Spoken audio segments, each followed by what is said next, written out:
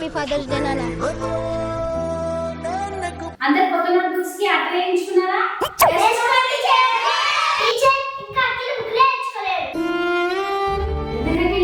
ఇంట్లో ఏమైనా ప్రాబ్లమా? అదేం లేదు టీచర్. ఏమైనా ప్రాబ్లం ఉంటే చెప్పు పెట్టా, మేము హెల్ప్ చేస్తాం. ఏం వద్దులే టీచర్. ఎప్పుడైనా టీచర్స్ దగ్గర కానీ డాక్టర్ దగ్గర కానీ అబద్ధం చెప్పకూడదు, దాచిపెట్టకూడదు.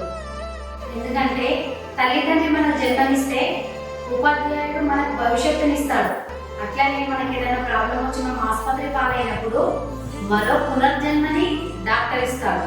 అందుకే నేను ఎప్పుడు డాక్టర్ దగ్గర అవడం చెప్పను, కానీ ఇంజెక్షన్ వేయించుకోను, టాబ్లెట్స్ తిన్నాను. అరే నువ్వు ఆపరేగానే. నేను చూస్తే నాకు చిన్ననాటి గుర్తులే గుర్తుకొచ్చినాయి. ఎందుకు తెలుసా? మా టీచర్స్ ఎప్పుడు నాకు హెల్ప్ చేసిన వాళ్ళే ఉన్నారు.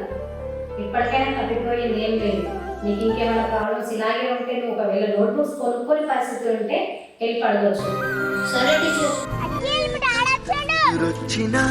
పాత ఇన్ఫార్మర్ పట్టాని.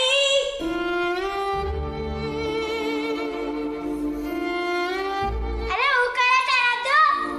ఏ కష్టం ఎదురొచ్చినా ఈ బుక్లకు పేర్లు రాపిచ్చి పెట్టుకో, నేను సాయంత్రం వచ్చినాక అట్టలేసి పెడతాను. నాన్న ఒకసారి దగ్గరికి రా. హ్యాపీ ఫాదర్స్ డే నాన్న. నాన్నకు ప్రేమతో ఫాదర్స్ డేనా? సరేలే, అవన్నీ నాకెందుకు గానీ కాపీలు అయితే జాగ్రత్త. సరే నాన్న. రేపు ఫాదర్స్ డే అఖిల్, మీ నాన్నకి ఏం చూపిస్తున్నావు? ఇంకేమిస్తాడు? పాత ఇన్ఫార్మర్ పట్టాని. ఇంకా మీ నాన్న పట్టానినే ఉంటున్నాడా? మా నాన్నకి పెద్ద బిజినెస్ మ్యాన్ కాదు కదండి, నాకైతే రెండు కాకున్నాయి. అవునా?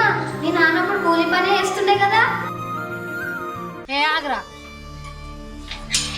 కాలేజీకి ఏడికైనావురా? అది నా ఇష్టం, నేను ఏడికైనా తిరిగి వస్తా. ఏంది వాసన? సిగరెట్ తాగొచ్చినావా? అవును తాగిన. ఇప్పుడు ఏం చేయమంటావు?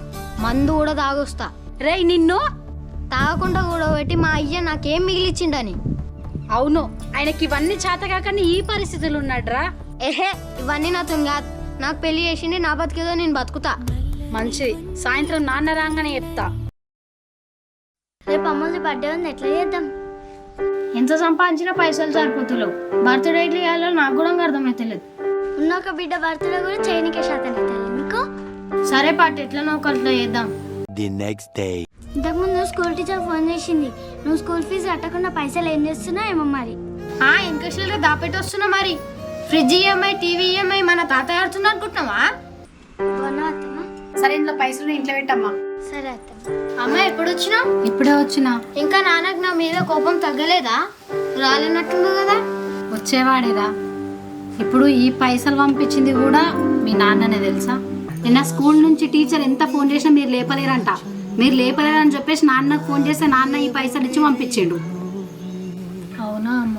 ఉన్నొక్క బిడ్డకే ఫీజు కట్టనీకే రాలేదు కదా మరి నీకు. అమ్మ ఒక్కసారి నాన్నని మాట్లాడమని చెప్పమ్మా. నాన్నతో కలిసి బాధ చెప్పుకోవాలనిపిస్తుంది. నాన్న కాళ్ళపై పడి క్షమించమని వేడుకోవాలని ఉందమ్మా. నువ్వు ఇప్పుడు ఏడుస్తున్నావు, కానీ నువ్వు ఇంట్లోకి వెళ్ళిపోయి నుంచి మేము ప్రశాంతంగా అన్నం తిన్న రోజులే లేవు తెలుసా? నాన్న ప్రేమ మనకు కనిపించదురా. ఎందుకంటే నాన్న మన వెనుక వెన్నెముకలాగా దాగుంటాడు కాబట్టి.